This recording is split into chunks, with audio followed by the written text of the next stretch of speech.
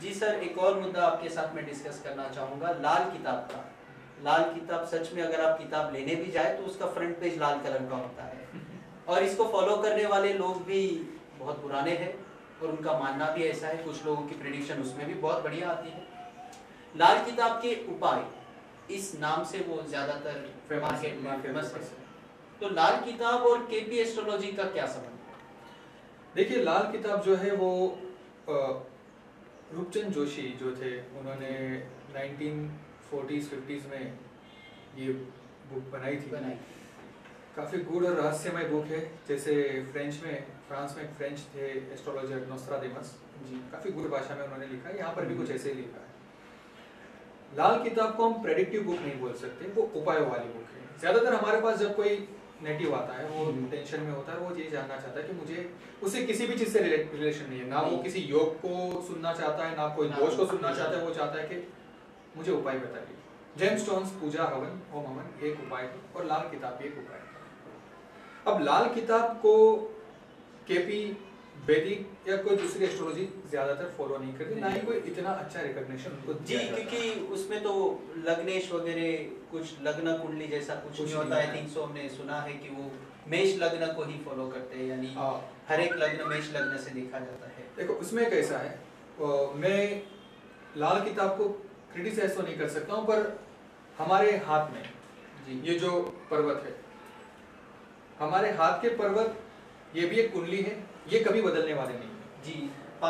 Palmistry के base पे है वो, इसीलिए हर कुंडली को, जैसे हाथ के पर्वत बदलने वाले नहीं है जी, पामेस्ट्री के अंदर जो लॉजिक है वो बदलने वाला नहीं है, तो लाल किताब बदलने वाली नहीं है। पर इसमें एक बात है, अगर लाल किताब में कुंडली के अंदर अष्टम भाव में अगर शुक्र बैठा हो जी, तो शुक्र पर्वत जो होगा, या तो वो ज्यादा ऊपर होगा या फिर दबा हुआ होगा। इसलिए लाल किताब को डायरेक्टली डिनाई करना, ये भी हाँ, उसके उपाय को नहीं कर सकते। पर मैं कुछ उपायों की बात करता हूँ। देखिए, जैसे लाल किताब की जब भी बात होती है तो बात कुछ इस तरह से होती है कि दान करवाते हैं, उपाय करवाते हैं, अलग तरह के दान होते हैं उसी तरह। पर मैं उनकी कुछ बातें आपको बताना चाहता हूँ, क्योंकि लाल किताब में भी हमने काफी कुछ मैंने पढ़ा है और मैं कभी कभी जब लोग जैसे आते हैं वैसे हमें उनको उपाय बताने पड़ते हैं जी। तो लाल किताब अलग एस्ट्रोलॉजी की जानकारी भी होनी चाहिए हमें, क्योंकि इनिशियली मैं भी वैदिक और लाल किताब काफी करता था। जैसे मान लो किसी प्लेनेट को फर्स्ट हाउस में लाना है, तो उस प्लेनेट की जो मेटल है, उस मेटल को गले में धारण कर लीजिए। जैसे मान लो आपका फर्स्ट हाउस खाली है,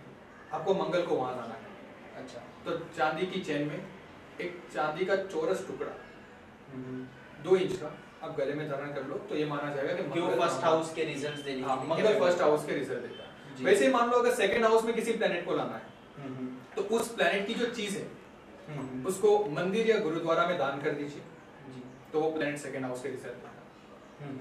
थर्ड हाउस में, फोर्थ हाउस में, फिफ्थ हाउस में 1 बाय 1 कुछ इसी तरह से चीजें, मतलब हम कह सकते हैं 9 ग्रह है तो उसके 9 उपाय भी हैं। और उसको अगर हम अलग अलग हाउस में लाना चाहते हैं तो उसको इस तरह के उपायों से लाया जा सकता है। जैसे फोर्थ हाउस है तो जो चीज है वो नदी नाले में हम उसको प्रवाहित कर सकते हैं। अगर फिफ्थ हाउस में किसी प्लेनेट को लाना है तो पाठशाला में कुछ दान कर दीजिए, 6th हाउस में लाना है तो कुएं में कुछ गिरा दीजिए, 7th हाउस में लाना है तो जमीन में दबा दीजिए, 8th हाउस में लाना है तो स्मशान भूमि में दबा दीजिए, 9th हाउस में लाना है तो फिर से कहीं मंदिर या किसी जगह पर जाके आप दान कर सकते हैं। 10th हाउस में लाना है तो 10th हाउस के लिए काफी रहस्यमय चीजें उन्होंने बताई है कि 10th हाउस में अगर लाना है, मान लो शनि को 10th हाउस में लाना है, तो शनि की चीजों को किसी सरकारी कार्यालय के पास जाके उसको दफन करना और उस सरकारी कार्यालय का शेडो उस पे पड़े, कुछ इस तरह से उसको दफन करना है। 11th हाउस के लिए कुछ नहीं बताया क्योंकि वो न्यूट्रल माना है, और 12th हाउस के लिए मतलब जो प्लेनेट है उसकी चीज को हम अपने घर के छत पे रख सकते हैं, तो कुछ इस तरह से जी। इसलिए हम लोग भी कभी वैदिक के अंदर लाल किताब की बातें करते थे, जैसे आपने सरकारी ऑफिस का बताया, तो सरकारी ऑफिस के वहाँ अगर हम कोई चीज रखने जाएंगे या गाड़ने जाएंगे तो बहुत बड़ी इशू हो जाती है। तो इस रीजन की वजह से कभी कभी लाल किताब जो है वो उसके उपाय कुछ कैपेबल होते, कुछ लोग कर लेते, कुछ लोग के लिए वो करना मुश्किल भी होता है। जैसे मुंबई के अंदर 4th हाउस का जो मैंने उपाय बताया वो करना काफी डिफिकल्ट है। बहते पानी में, शुद्ध बहते पानी में कुछ जी प्रवाहित करना। पर मैं ये नहीं कहूँगा कि लाल किताब के उपाय काम में नहीं आते, कामयाब नहीं होते। एज ए केपी एस्ट्रोलॉजर मैं कहूंगा कि किसी भी एस्ट्रोलॉजी को क्रिटिसाइज नहीं करना चाहिए, लेकिन काफी बुरी बात जी बिल्कुल। और एक बात मैं आपको बताऊं, जैसे 6th हाउस में कोई है, 8th हाउस में कोई ग्रह है, लाल किताब जो है वो बेसिकली बुध के आसपास बनी है, बहुत कम लोगों को ये पता है। मतलब बुध प्लेनेट को ज्यादा इंपॉर्टेंस दिया गया है, क्योंकि मरकरी जो है, जिसे लाल किताब को सीखनी है वो मरकरी को समझ, बुध को समझ। मैं यही कहूंगा कि अगर किसी ने बुध समझ लिया तो उसे लाल किताब समझ। ज्यादातर अगर कुछ लोग आते हैं, और ऐसा नहीं कहूंगा कि सिर्फ केपी से ही काम होता है, अगर कोई लोग जिस तरह से आते हैं, हमने कभी कभी उनके एस्ट्रोलॉजी कभी प्रश्नों के हिसाब से हमें उपाय बताने, वो उपाय मांगते हैं, और केपी एस्ट्रोलॉजी कोई उपाय नहीं देता है। नहीं, केपी एस्ट्रोलॉजी ये बोलता है कि आप ये करिए वो करिए। हाँ ठीक है, मंत्रोच्चार वगैरह को काफी इंपॉर्टेंस दिया जा सकता है क्योंकि एक वाइब्रेशन निकलता है, पर साथ साथ में अगर आप एस्ट्रोलॉजी का प्रोफेशन करते हो तो आपको लाल किताब के उपाय वो भी बताने जरूरी। ठीक है, तो लाल किताब के बारे में तो उन्होंने काफ़ी हमें गुड रहस्य बता दिया है।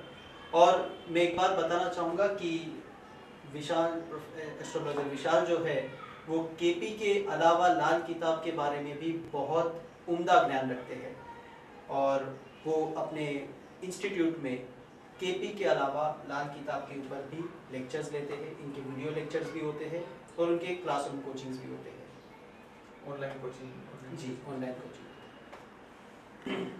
थैंक यू वेरी मच, और सबको फिर से महाशिवरात्रि की शुभकामनाएं। जी मेरी ओर से भी हैप्पी महाशिवरात्रि।